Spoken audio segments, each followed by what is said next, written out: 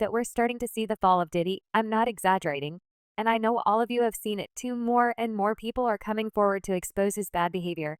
And it's been a very long week for him, as all this truth has been coming out.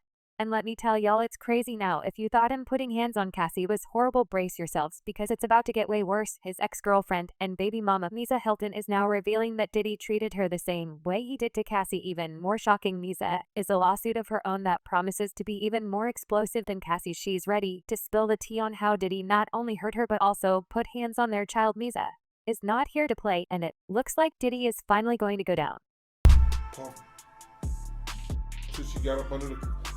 Literally till she tried to run up under the car. Wow. He was reckless with his hands, you know that, man, because... Y'all, more and more women are coming out to speak on Diddy. And his first baby mama, Miss Hylton, is one of the latest. Miss is the mother of Diddy's first son, Justin. And if you paid attention, then you know that she's been trying to tell us about what Diddy is like behind the scenes and how he treats women. But a lot of people just didn't really believe her. Well, after the video of Diddy putting hands on Cassie in a hotel leaked, even his strongest supporters could no longer defend him.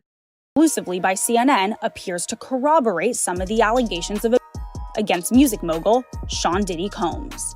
The video, captured on multiple cameras, shows Combs assaulting his then-girlfriend Cassie Ventura in a hallway at a Los Angeles hotel in March 2016.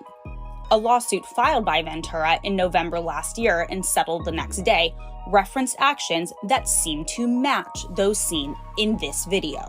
But even worse, two more women have come out to claim that Diddy allegedly saw them, and they brought separate lawsuits against him, bringing his total number of saw lawsuits to 7. Y'all, 7 lawsuits in less than 6 months is some nasty, nasty work.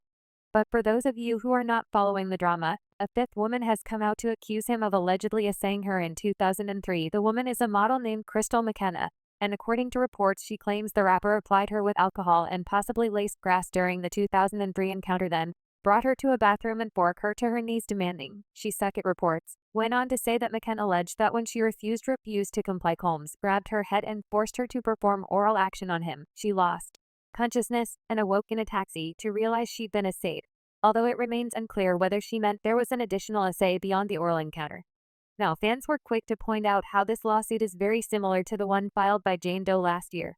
Remember the same lawsuit, where she said that she was picked up by Harvey Pierre in Michigan and taken to Diddy's studio in New York, where she was supposedly sexually assaulted by Diddy and his friends. According to Crystal, she and Diddy met at a men's fashion weekend event in Cipriani. He invited her to his studio afterwards. Once there, McKenna alleged that they drank some expensive liquor with friends and then began passing joints around the group. The grass was very powerful, so much so that she began to feel like she was floating and feared it might have been laced with another substance. Combs then made her go to the bathroom, where he forced himself on her. McKenna alleged in the suit. After the incident, McKenna claimed that she was blackballed from modeling and became so depressed that she tried to off herself in 2004. So allegedly, not only did he hurt her, he also ruined her career. A 6th woman named April Lampos claimed that she had 4 terrifying intimate encounters from the mid-1990s to the early 2000s. And she accused Diddy of battery, negligent infliction of emotional distress, and gender-motivated. According to reports, the documents also contain claims that the PLF has suffered and continues to suffer, including physical, severe emotional distress, humiliation, anxiety, and other consequential damages, from which she is entitled to an award of monetary damages and other relief. So allegedly it happened when she was an intern at Arist Records, where Diddy also worked under Andre Harrell, before going to start his own label, Bad Boy Records. April also claimed that around a couple of years ago, Miss Lambros was told that a video of her and Sean Combs having had been recorded by him without her knowing. It said he showed it to multiple people. Now, at this point, people were starting to believe that the list of women who had been hurt by Diddy was way longer than we thought. And that's when fans started to talk about Misa. According to reports, Diddy was extremely aggressive with her. He would put hands on her over the most trivial things. But what's even more alarming is that he wasn't even scared to get physical with her in public, according to his former bodyguard, Gene Deal. There was one especially terrible incident where Did's aggression towards Misa was so intense that she tried to hide under a car, hard to escape him. Out there, she was messing with the dude from EPMD. That's why Puff first beat her ass. Excuse me. Sorry about that. No, you fine. Hey, It's absolutely mind-boggling that Diddy would even entertain the idea that Misa would put a stunt like that, especially considering the alleged mistreatment she endured from him just for talking to other guys. But hey, that's Diddy for you, always on high alert to protect his image, no matter the cause. Can you imagine how bad the situation must have been for Misa to try and squeeze herself under a car to escape Diddy's violence? And that's not even the worst of it. He spitefully denied being the father of their son Justin just to hurt her, despite being the one who was violent and unfaithful, cheating with countless women in Hollywood. Diddy and Misa had a sketchy relationship from the very beginning. Word on the streets is that Diddy met and started dating her while she was still in high school and underage, while he was already in his 20s. No, at this point, nothing about Diddy can surprise us anymore at all. Wondered. Couple things. Was Diddy messing with Misa when she was in high school? Yeah. My math is about right. 15, 16, they start messing around. Okay. And Diddy's definitely older than her. Right. So y'all can do the math on that.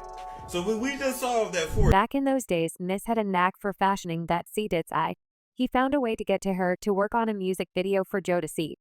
But it seemed like it was just a ploy to get closer to her. And it didn't take long before they were dating. But as you can expect, things went downhill pretty fast. Diddy was reportedly super controlling and downright evil towards Misa. On top of that, he was cheating on her left and right, and he had a lot of other women on the side and wasn't trying to hide it. Everybody around him knew he was unfaithful, which only made the relationship even more strange. But to make it worse, there are rumors that Diddy allegedly unalived the man that Misa got with after she left him. It's unclear when she started dating Wolf exactly, but he unfortunately passed away in 2003. But there are rumors that Diddy knows a little something about it now. Before then, Diddy had essentially been an absent father to Justin, refusing to pay any child support or contribute to his upbringing. And in 2004, a year after Wolf passed away, Misa decided to take Diddy to court over the issue. The legal battle culminated into a 2005 court order that required Diddy to pay about $199,000 per month in child support plus and disclose the mountain back support. And allegations have surfaced about Diddy's possible involvement in Wolf's death, adding a new layer of drama. And some people have speculated that Diddy might have had a hand in it. Reports indicate that Wolf had a dispute with Big Meech of the Black Mafia family BMF, which escalated into a deadly confrontation resulting in Wolf's death. And when you think about it, a shootout between Big Meech and Wolf doesn't quite add up. Typically, those kinds of conflicts happen between rival groups. But in this case, both Big Meech and Wolf were close associates of Diddy. They weren't enemies of any stretch. Rumors began swirling that the fight might have been staged. Allegedly, Diddy had put a hit out on Wolf and supposedly asked Big Meech to take care of it. The connections between Diddy and Big Meech run even deeper than friendship. There's speculation that they were involved in some shady and potentially illegal activities together. And one particularly eyebrow-raising claim came from the fourth woman who accused Diddy of sexual assault. She alleged that Bad Boy Records was actually funded by Big Meech and the BMF, and they used the label as a front for money laundering, allegedly. But I thought that Diddy was Clive Davis's boy toy. And then Clive Davis, front-running Bad Boy Records. Well, he must have been getting double money, because the court documents say at the time Mr. Combs had many connections to Michigan, including among others to the Black Mafia family, BMF, a trafficking and money laundering organization that is rumored to have seeded Bad Boy. Y'all, the latest stats just keep piling up. But that's still not all, because Diddy's former bodyguard Gene Deal also hinted that Diddy allegedly took Wolf out, or that Diddy knows more about Wolf's passing than he's letting on.